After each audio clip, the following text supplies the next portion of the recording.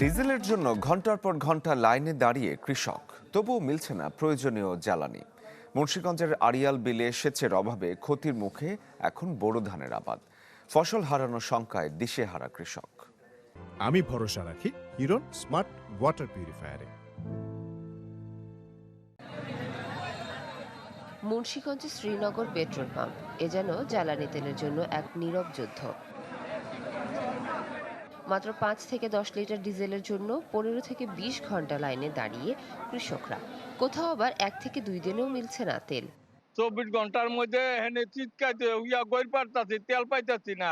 ৫ কানি জায়গা আছে, ৫ কানি জায়গার মধ্যে মনে করেন ১০০ টাকা পানি দিতে পারতাছি না। ধান সব চিটে হয়ে যেতেছে, কথা বলছেন। এক কানি জমি করতে গেলে কমসে কম ৪০,০০০ টাকা খরচ যায়। তাহলে আমরা তেল না পানিটা দিলে আমাদের ধান বা পুষ্ট হইতো, সুন্দর হইতো। জ্বালানির অভাবে কয়েক সপ্তাহ ধরে বন্ধ আড়িয়াল বিলের বিভিন্ন স্থানের সেচ কার্যক্রম। প্রচণ্ড রোদে পুড়ছে জমি, শুকিয়ে যাচ্ছে ধানের চারা। কৃষকদের অভিযোগ, পানি না পেয়ে এরই মধ্যে নষ্ট হয়ে গেছে অনেক ফসল। ধস নেমেছে কাঙ্ক্ষিত ফসলের লক্ষ্যমাত্রায়। ২-৩ দিন পর পর পানি দেওয়া লাগে, সেই জায়গায় আমরা ১৫ দিন পর পর পানি দিতে পারছি না, তেল পাচ্ছি না।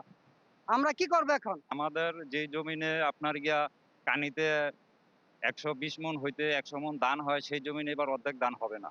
কৃষি বিভাগের তথ্য বলছে, জেলায় ২,২০২টি নলকূপের মধ্যে ১,৮২১টি ডিজেল চালিত। অর্থাৎ সেচের বড় অংশই নির্ভর করছে এই তেলের ওপর। যদিও প্রশাসনের দাবি, পরিস্থিতি মোকাবেলায় কাজ চলছে। আমাদের জেলা প্রশাসনের প্রাপ্ত তথ্য মতে আমাদের মুন্সিগঞ্জে পর্যাপ্ত পরিমাণে তেলের মজুদ আছে এবং আমরা এটার জন্য কৃষক পর্যায়ে সরবরাহটা নিশ্চিত হয়। সেক্ষেত্রে আমাদের মাঠ পর্যায়ের উপসাগরী কৃষি অফিসাররা কাজ করছে।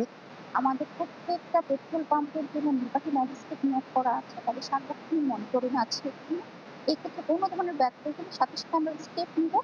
দ্রুত ডিজেল সরবরাহ স্বাভাবিক করা এবং পাম্পগুলোতে নজরদারি বাড়ানোর দাবি কৃষকদের। নইলে এই ক্ষতির প্রভাব ছড়িয়ে পড়তে পারে দেশের চালের বাজারেও। Desk report, channel 24।